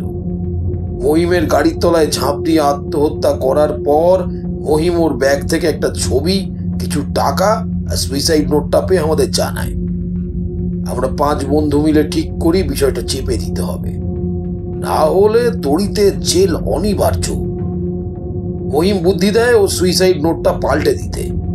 সেই মতো তড়িৎ পরাশরের হাতের লেখা নকল করে নতুন একটা সুইসাইড নোট তৈরি করে, যাতে লেখা হয় ওর মৃত্যুর জন্য কেউ দায়ী নয়। আমার হস্তক্ষেপে হাতের লেখা নিয়ে পুলিশ আর মাথা ঘামায়নি। সুদীপ পার্টির চাপ আসলেও সামলে নিয়েছিল। তারপর সুকমল ওর কাগজে এমনভাবে খবরটা করে যাতে পাবলিকের মনে হয় পরাশর পাল ব্যক্তিগত হতাশা থেকে আত্মহত্যা করেছে। 2 দিন বাদে লোকজন ঘটনাটার কথা ভুলে যায়। সেই ছবিগুলো কি হলো? সেগুলো খুব চড়া দামে বিক্রি হওয়ায় তড়িৎ আমাদের সবাইকে অনেক করে টাকা দেয়। মহিম সেই টাকার থেকে কিছু টাকা পরাশর পালের বউকে দিতে চেয়েছিল, কিন্তু তারপর আর তার খোঁজ পায়নি। ঠিক আছে, আপনাকে ছেড়ে দেব, তবে ছেড়ে দেওয়ার পর 1.5 কোটি টাকা জায়গা মতো পাঠিয়ে দেবেন কিন্তু। বলে টর্চটা নিভে গেল। গাড়িটা তার খুব চেনা লাগলো। এমন সময় তিনি টের পেলেন তার হাতে ইনজেকশনের সিরিঞ্জ বিধিয়ে দেওয়া হচ্ছে। তিনি স্থির সহ্য করলেন। একসময় তার ক্লান্ত ঘাড়ের ওপর মাথাটা ঝুলে পড়ল। স্বাগতার কাছে সাইবার সেল থেকে সেদিন রাতের বেলা ফোন এলো। ম্যাডাম, তমগ্ন পালের সিমটা আবার চালু হয়েছে। ট্র্যাকিংয়ে দেখা যাচ্ছে ফোনটা দ্রুত চলছে। সম্ভবত ওনাকে গাড়ি করে কোথাও নিয়ে যাওয়া হচ্ছে। Search party already tower location ধরে গাড়িটার পেছনে রওনা হয়ে গেছে। ঠিক আছে, আসামি ধরা পড়লে খবর দেবেন। লাল মারুতিটা ছুটে চলেছে ডায়মন্ড হারবারের রাস্তা ধরে। হেডলাইটের আলোয় অন্ধকার কিছুটা কাটলেও আশেপাশে সেরকম আলো নেই। এমন সময় 2টো পুলিশের জিপ লাল মারুতিটাকে ওভারটেক করে রাস্তার আড়াআড়ি হয়ে দাঁড়ালো। মারুতির ড্রাইভার সজোরে ব্রেক কষে নেমে গেল। একজন পুলিশ ছুটে এসে তার কলার চেপে বলল, গাড়িতে কে আছে? কেউ নয় স্যার।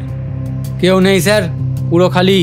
এরপর অফিসার নিজের ফোনে একটা নাম্বার ডায়াল করতেই ড্রাইভার লোকটির পকেটের ফোনটা বেজে উঠল। পুলিশটা কলার ছেড়ে পকেট থেকে ফোনটা বার করে বলল, তাহলে এটা কি হারামজাদা? এই ফোনটা এক জায়গায় পৌঁছে দেওয়ার জন্য যাচ্ছি। আমি যদি এই ফোনটা এই ঠিকানায় পৌঁছে দিতে পারি তবে আমায় 5,000 টাকা দেবে। তবে এই ফোনটা অফ করাও যাবে না, ধরাও যাবে না। আমি এই টাকার লোভে পড়ে রাজি হয়ে গেলাম স্যার। এই কাজের জন্য কেউ কি এত টাকা দেয়? গাধা কোথাকার।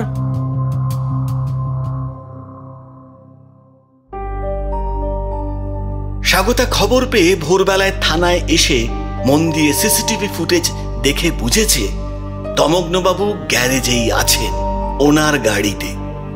পুলিশ গ্যারেজ চেক করেনি। স্বাগতা ইয়েস বলে মুষ্টিবদ্ধ হাতটা টেবিলে মারতেই তমগ্ন পাল থানায় প্রবেশ করলেন। তন্ময় সুকমল সোমের বাড়িতে ঢুকতেই উনি সাদরে তাকে অভ্যর্থনা করলেন। চা খেয়ে দুজনে বসলেন কথা বলতে। সুকমল বাবুর হাতে খাম, তাতে একটা টাইপ করা চিঠি। তাতে লেখা, অতীতের পাপের ফল ভোগ করার জন্য প্রস্তুত হন। খামটার মধ্যে একটা টিনের তৈরি তীরের ফলা। এটা কি? এই চিঠিটার অর্থই বা কি? পরাশরের সেই ঘটনা। আপনি কি করে নিশ্চিত হচ্ছেন যে আপনাকে যারা এই হুমকি চিঠি পাঠাচ্ছে তারাই এই সমস্ত ঘটনার জন্য দায়ী? এর আগে মহিম, সুদীপ আর তমগ্নকেও এইরকম তীরের ফলা পাঠানো হয়েছিল। মহিমকে কিডন্যাপ করা হয়েছিল, সুদীপকে মহিমের কিডন্যাপ কেসে ফাঁসানোর চেষ্টা করা হয়েছিল। তমগ্নরও শুনলাম কিছু হুমকি চিঠি এসেছে টাকা চেয়ে। এবার আমার পালা।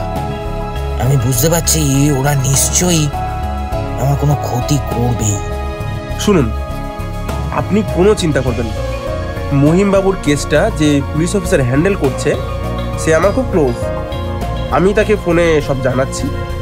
দরকারে আপনার এখানে যাতে একজন কনস্টেবল পাহারা দিয়ে দেয় আমি সেটা বলে দিচ্ছি। আপনি এখন কদিন সাবধানে থাকুন।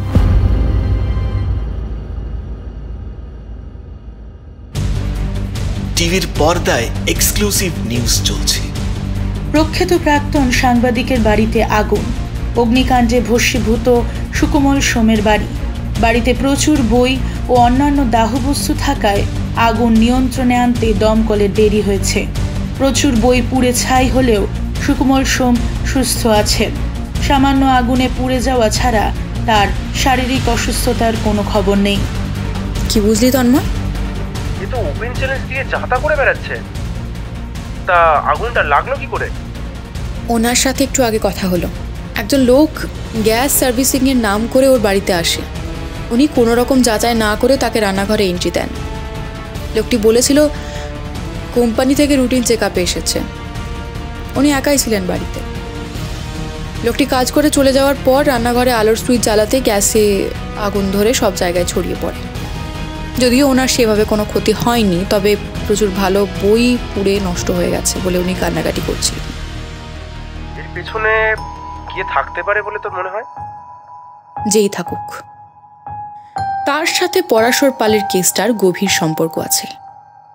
আমার মনে হচ্ছে কেউ সেই পুরনো ঘটনার প্রতিশোধ নিচ্ছে। কে সে?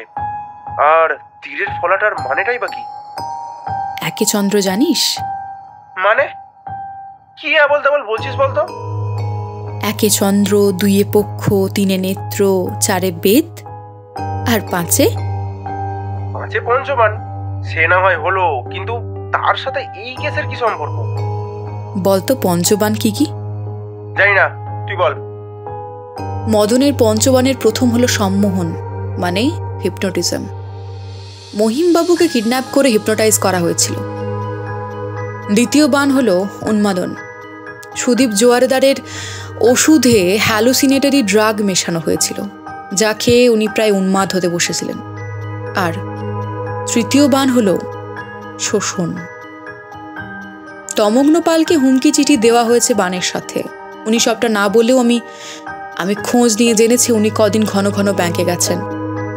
বোধহয় ওনার ঘুষের টাকার বেশ বড় অংশ কাউকে দিয়ে দিতে হয়েছে।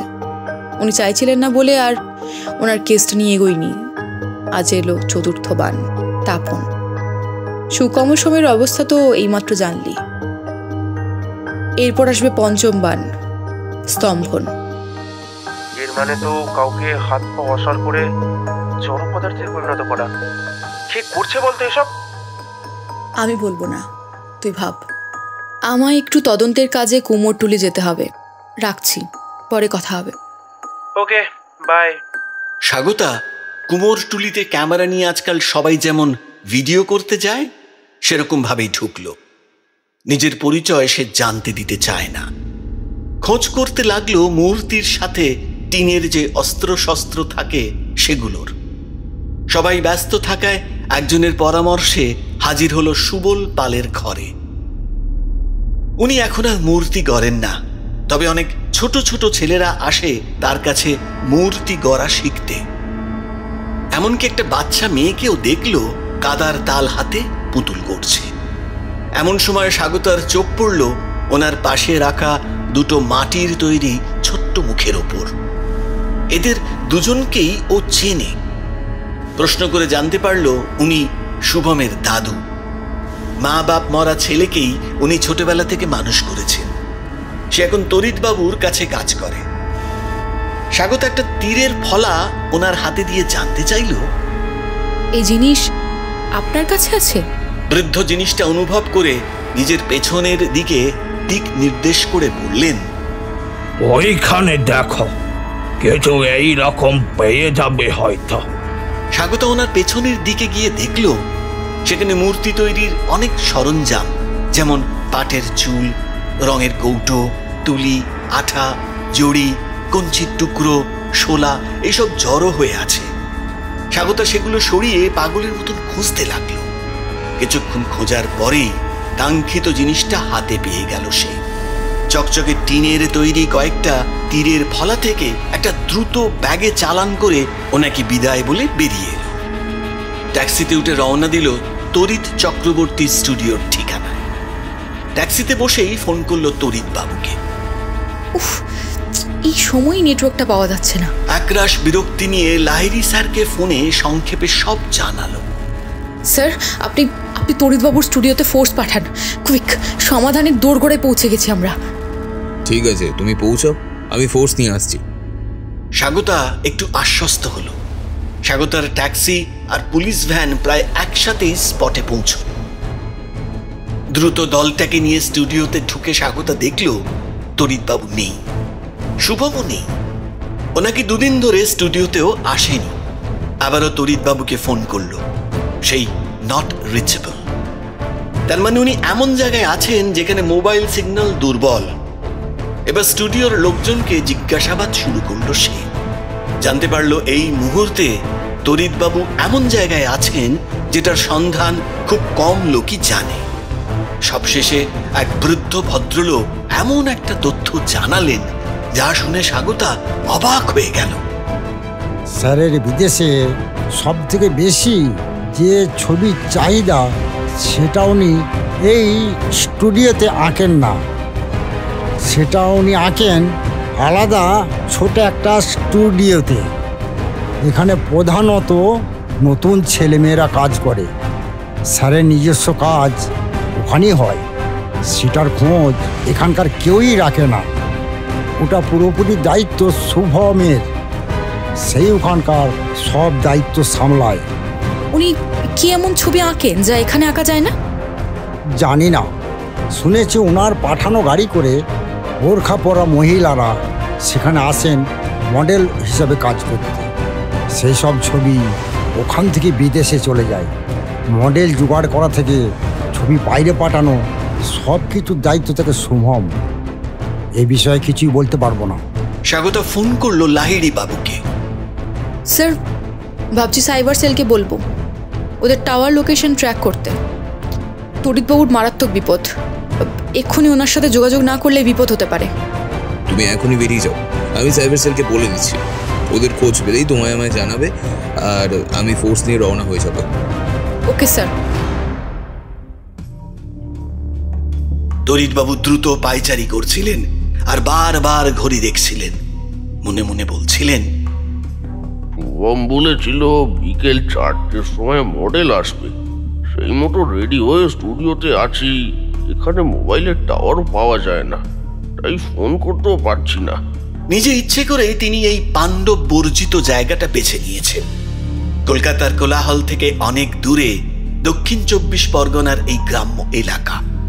এখানে তিনি নির্জনে কাজ করেন। মূলত কিছু মহিলা মডেল ব্যবহার করে ভারতীয় পুরাণের কাহিনী নির্ভর কাল্পনিক স্বল্প বসনা নারীদের ছবি আঁকেন তিনি। ছবিগুলো বিদেশে চড়া দামে বিক্রি হয়ে শোভা পায় ধনীদের ড্রয়িং রুমে। পুরো বিষয়টাই আগে নিজের দায়িত্বে করতেন, এখন শুভম সব দেখে। ভবিষ্যতে তার হাতে এই ব্যাটনটা তুলে দিয়ে যেতে চান। শুভম মডেলদের গাড়ি পাঠিয়ে এখানে নিয়ে আসে, আবার রাতের বেলা তাদের বাড়িতে পৌঁছে দেয়। বেশ কদিন পর পর সিটিং দিতে হয় তাদের। আজ প্রথম দিনে একজনেরই আসার কথা।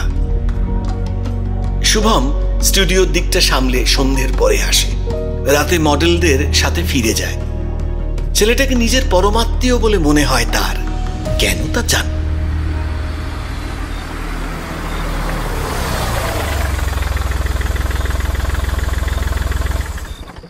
ওই তো গাড়ি থেকে কালো বোরখা পরা একজন নামলো।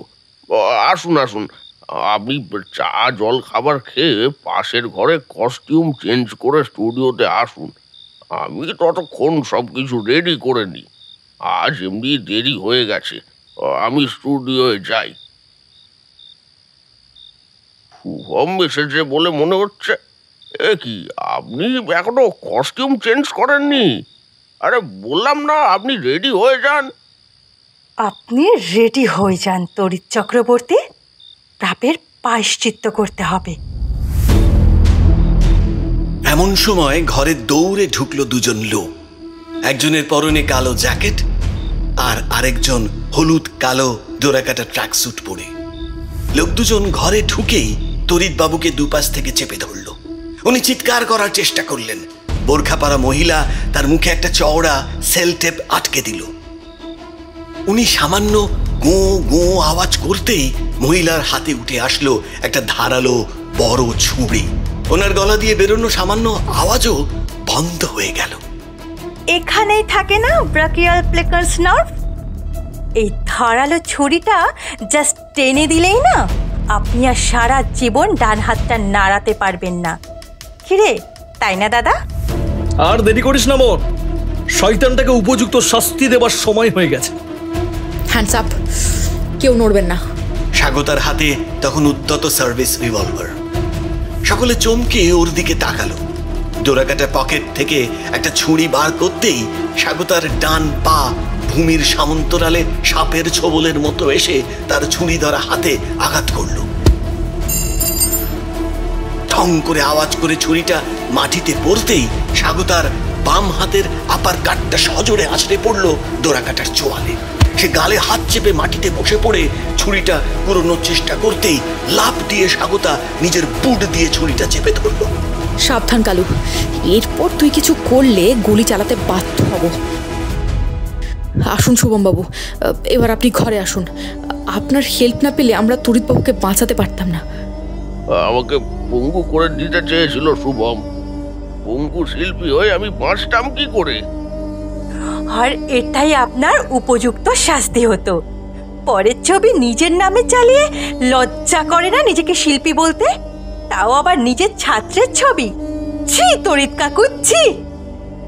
আমাকে ক্ষমা করো তমালি, আমায় ক্ষমা করো। তমালি, তুমি তুমি এসবের পেছনে? কিন্তু কেন? হ্যাঁ হ্যাঁ শুভম, আমি। কারণ আমি হলাম পরাশর পালের মেয়ে, আর এ হলো আমার নিজের দাদা জিষ্ণু। আপনি তো মুম্বাইয়ে ডাক্তারি পড়ছিলেন তাই না জিষ্ণুবাবু? এমবিবিএস শেষ করে মুম্বাইতে এমডি করছিলেন তাই তো? তাছাড়া মানে এভাবে ডাক্তারি পড়া ছেড়ে বোনের কথায় বাবার প্রতি বঞ্চনার প্রতিশোধ নিতে আইন নিজের হাতে তুলে নিলেন? হ্যাঁ তো বেশ করেছি আমি। ওরা ঠিকই বলেছে। তমালি পরাশরেরই মেয়ে। পরাশর মারা যাওয়ার পর আমরা ঠিক করি ওর পরিবারের ভরণ পোষণের সব দায়িত্ব নেব। পরাশরের মৃত্যুর পর শোক সহ্য করতে না পেরে ওর অসুস্থ স্ত্রী শ্রাবণী মেয়ের জন্ম দিয়েই মারা যায়। সেই মেয়েকে নিজের সন্তানের পরিচয় বড় করে তোলে মহিম আর ওর স্ত্রী। পরাশরের আগে থেকেই একটা 2 বছরের ছেলে ছিল, জিষ্ণু। তাকেও বোর্ডিং স্কুলে রেখে পড়ানোর সব দায়িত্ব মহিমই নিয়েছিল। পরাশরের শালা বিনয় সমাদ্দারের মাধ্যমেই সব খরচ পাঠানো হতো। তাকে এই কারণেই নিজের সেক্রেটারি চাকরি দিয়েছিল। মহিমের মুখে জিষ্ণুর কথা শুনেছিলাম ঠিকই, তবে সেই ছেলেকে আমি আজ প্রথম দেখলাম। আর তমালি যে মহিমের নিজের মেয়ে নয়, এই বিষয়টা মহিমের স্ত্রীর অনুরোধেই গোপন রাখা হয়েছিল। কারণ ক্যান্সারের কারণে ওর আয়ু ছিল সংক্ষিপ্ত। তাই মা আমাকে ছোটবেলায় মহিম আঙ্কেলকে মামু বলা শিখিয়েছিল। আমিও নিজের মামার মতোই দেখতাম ওনাকে। আমার সব সুখ দুঃখে বরাবর ওনাকে পাশে পেয়েছিলাম। বাবাকে যেদিন ছবিটা নিয়ে নাড়াচাড়া করতে দেখি, তখন আমি ছবিটা চুরি করে মামুকে দেখাই।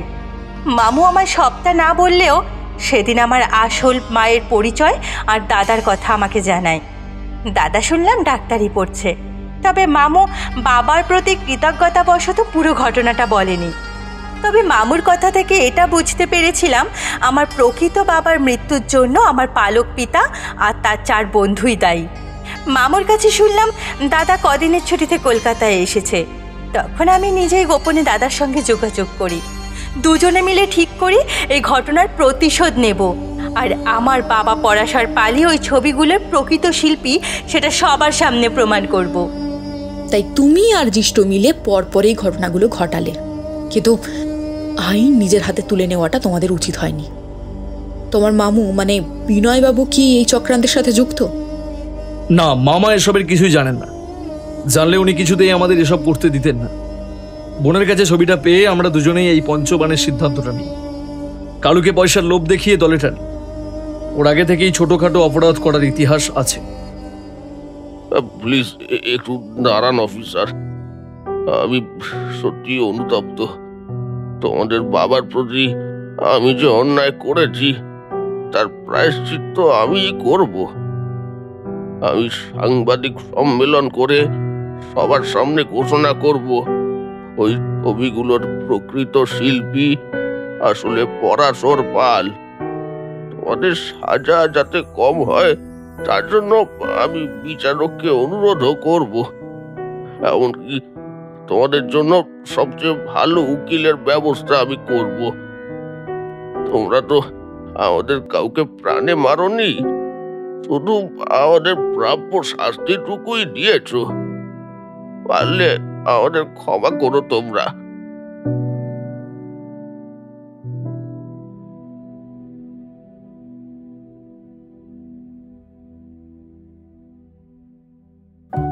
তারপর ডিসিডিডি কি বললেন?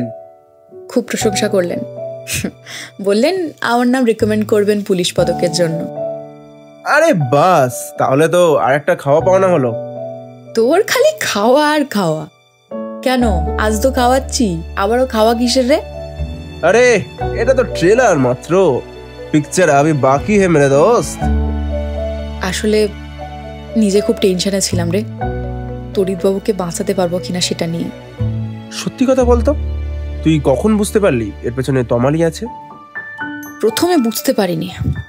আমার প্রাথমিক সন্দেহ গেছিল শুভমের দিকে, বিশেষ করে মহিম বাগচিকে শুভম বাড়ি ফিরিয়ে নিয়ে আসার পর। তারপর কুমোরটুলিতে শুভমের দাদুর তৈরি তমালি আর শুভমের মাটির মুখ দেখে তমালির প্রতি সন্দেহ জাগে। বুঝতে পারি ওরও কুমোরটুলিতে যাতায়াত আছে, কারণ তীরের ফলাগুলো সেখান থেকেই সংগ্রহ করা হয়েছিল। আর এরপর তরিতবাবুকে যখন ফোনে পাই না, তখন শুভমের সাথে ফোনে যোগাযোগ করি। ও জানায় তরিতবাবু ওই দিন নিজস্ব স্টুডিওতে যাওয়ার কথা। শুভমের সাথে আরো কথা বলে জানতে পারি তমালি মডেলদের বোরখা পরে স্টুডিওতে যাওয়ার কথাটা জানে। সঙ্গে সঙ্গে শুভমকে নিয়ে যে মডেলের সেদিন যাওয়ার কথা ছিল তার বাড়ি যায়। গিয়ে শুনি একটা মেয়ে ওকে অনেক টাকা দিয়ে ওর পরিবর্তে তড়িৎবাবুর পাঠানো গাড়িতে উঠে বোরখা পরে চলে গেছে। মোবাইলে ছবি দেখিয়ে কনফার্ম হই যে মেয়েটি তমালি। কিন্তু ওই মডেলের সাথে তমালি কিভাবে যোগাযোগ করলো? শুভমের ফোন ঘেটে তমালি ওর ফোন নাম্বার জেনে নেয়, তারপর ফোন করে যোগাযোগ করে সেখানে চলে যায়। শুভম বিষয়টা পরে এটা বুঝতে পেরে আমাকে জানায়। তাও তুই কালু আর জিষ্ণুর খবর জানতে পারলে কি করে? ওরা যতবার সিসিটিভি ক্যামেরা এসেছে ততবার মাস্ক পরে থাকায় চেনা যায়নি, তবে একবার কালু একটা ভুল করে মাস্কটা খুলেছিল কোনোভাবে, আর সেটা থেকেই আমি ওকে ট্রেস করতে পারি। ভুল? কিরকম ভুল? তোর নিশ্চয়ই মনে আছে, সুকমল সোমের বাড়ি গ্যাস সারানোর নাম করে অচেনা লোক ঢোকার পরেই আগুন লেগেছিল। সেদিন কালু মাস্কটা পরে থাকলেও সেটা ও মাঝে থুতনিতে নামিয়ে রেখেছিল। তখন সুকমল বাবু ওর মুখটা দেখেছিলেন, সেটা জানতে পেরে ওনাকে স্কেচ আর্টিস্টের সামনে বসিয়ে কালুর ছবিটা আঁকায়। সেই ছবি আর সিসিটিভির ফুটেজ কয়েকজন সোর্সকে দেখাতেই একজন কালুকে চিনতে পারে। শুনলাম ওর নামে নাকি এর আগে ছোটখাটো চুরি চামারির কেসও আছে, তবে ইদানিং ওকে এলাকায় দেখা যাচ্ছে না। ও নাকি একজন সুন্দর দেখতে লোকের শাকরিদ হয়েছে। সে নাকি একজন ডাক্তার, মুম্বাইতে পড়াশোনা করছে কি নাকি কাজে এখানে এসেছে আর কালুকে কাজে লাগিয়েছে। কোন এক আসরে নেশার ঘোরে কালু একজনকে কথাটা বলে ফেলেছিল। আচ্ছা, তাহলে তমালি ওর বাবাকে কোথায় আটকে রেখেছিল? তমালি জেরার মুখে জানিয়েছে সে একটা নতুন ফ্ল্যাটের ইন্টেরিয়ার ডেকোরেশনের বরাত পায়। সেখানে লোকজনের আসা এখনো শুরু হয়নি। জায়গাটা একটু নির্জন, সেখানেই একটা ফ্ল্যাটে ও বাবাকে রেখেছিল। তবে লোকজনের চোখে পড়তে পারে ভেবে এবং বাবাকে হিপনোটাইজ করে সব জেনে নেওয়ায় বাবাকে ঘুমির ইঞ্জেকশন দিয়ে শুভমের পাড়ার পার্কে ভোর রাতে রেখে দিয়ে আসে, কারণ এটাই ওর কাছে বেস্ট অপশন ছিল। তবে ও নিজে কোনোদিন সেখানে যায়নি। তাহলে তমালির দাদা মানে জিষ্ণু আর কালু কি করে স্টুডিওতে হাজির হলো? ওরা সম্ভবত প্ল্যান মাফিক ওই দিন গাড়ি নিয়ে মডেলের বাড়ির আশেপাশে অপেক্ষা করছিল, তারপর তমালিকে ফলো করে ওখানে হাজির হয়। আমি পুরো বিষয়টা বুঝতে পেরে তমালির ফোন লোকেশন আমায় আর লাহিড়ী স্যারকে শেয়ার করতে বলি। ওর নাম্বার তো আগেই সাইবার সেলে দেওয়া ছিল। লাহিড়ী স্যারও যথাসময়ে ফোর্স নিয়ে হাজির হয়ে যায়। তোর আর ফোর্সের কি দরকার? তুই তো নিজেই একটা গোটা ফোর্স, একা হাতে 3 জনকে কাবু করে ফেললি। ছোটবেলা থেকে তাইকোন্ডো কি এমনি এমনি শিখলাম? কে বলে নারী অবলা? তুই তো সাক্ষাৎ রণচণ্ডী রে। এবার থেকে তো একটু সমঝে চলতে হবে, আর পাঙ্গা নেওয়া যাবে না। মনে থাকে জানো বৎস।